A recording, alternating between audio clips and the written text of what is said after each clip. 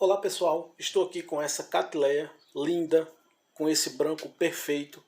Essa Catileia se chama Catileia Júlio Conceição. Olha só o tamanho dessa flor comparada com minha mão. É impressionante o tamanho da envergadura dessa flor. Não sei nem se eu posso chamar de envergadura, mas eu fiquei impressionado com o tamanho dela. Olha só, que dá para ver melhor como que ela é comprida. Muito bonita essa Catileia, muito fácil de cultivar. E hoje eu vou fazer um corte dessa planta, vou tirar uma muda dela e vou falar um pouco a respeito da hora correta de você tirar um corte da sua orquídea para você fazer novas mudas. Uma dúvida muito frequente das pessoas é a hora correta de retirar uma muda de uma orquídea, de retirar um corte. Como que eu sei a hora correta? Eu posso retirar um corte a qualquer momento? Então, existe sim uma hora correta de retirar o corte e a gente sabe dessa hora verificando a raiz dos bulbos novos. Vou mostrar aqui mais de perto para vocês verem. Ver se eu consigo focar aqui. Pronto, agora foi. Olha só. Notem que a raiz está começando a nascer desse bulbo. Esse bulbo, inclusive, é o bulbo que está florido. Eu tenho aqui nessa orquídea duas frentes ativas. E as duas estão já soltando raiz. Uma delas está com a flor e a outra está com dois botões. Veja que elas estão começando a enraizar agora. Gente, o momento exato, o momento perfeito para você retirar um corte de sua orquídea é quando ela está começando o enraizamento. E olha só o enraizamento dessa orquídea, como é vigoroso. Essa aqui vai dar trabalho para retirar o corte, porque com certeza eu não vou conseguir retirar as raízes inteiras, vou ter que cortar essas raízes. Eu vou fazer o corte mais ou menos aqui nessa região, que é para o corte ficar com 3 bulbos. Para quem não sabe, a quantidade mínima de bulbos para você retirar um corte de uma Catileia são 3 bulbos. Porque com 3 bulbos o seu corte vai ter um desenvolvimento melhor. Menos que isso, a sua orquídea não vai se desenvolver bem. Ele vai pegar, ele vai crescer, mas se você fizer o corte com 2 pseudobulbos ou apenas com um, ela vai ter um atraso muito grande no desenvolvimento. Sempre que vocês forem fazer corte nas suas plantas, é interessante vocês esterilizarem a ferramenta que vocês estão usando. Muita gente gosta de utilizar álcool. Eu prefiro utilizar fogo, que é a única coisa que realmente esteriliza a sua ferramenta. Vou fazer o corte aqui. Está um pouco difícil de cortar, porque ela é muito dura. Opa, foi. Agora foi. Agora o difícil aqui vai ser retirar essas raízes. Aqui nem vai ter como. Quando vocês forem retirar cortes, é interessante vocês preservarem a raiz, se for possível.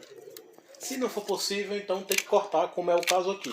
Que realmente eu vou ter que cortar, porque não tem como eu preservar essas raízes, que elas estão muito emaranhadas. Gente, eu não me canso de olhar para essas raízes dessas orquídeas. Tem umas orquídeas minhas que tem um enraizamento assim que é incrível.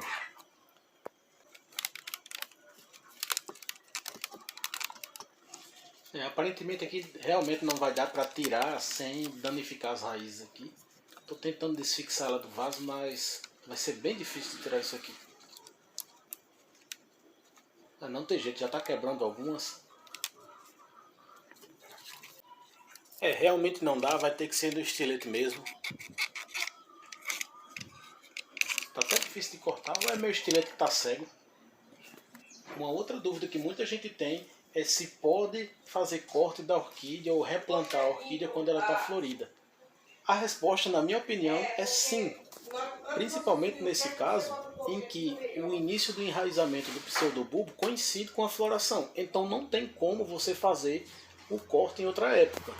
Até tem como, mas o ideal é fazer quando a raiz está começando a nascer, né? Então se você está precisando fazer replante de sua orquídea, se você está precisando fazer corte e está nessa situação aqui em que a raiz está começando a nascer ao mesmo tempo da floração, não tenha medo não, pode fazer. Olha só a raizinha aqui de perto, o início do enraizamento, ele vai soltar bem mais raízes do que isso aí. Agora vamos iniciar o replante.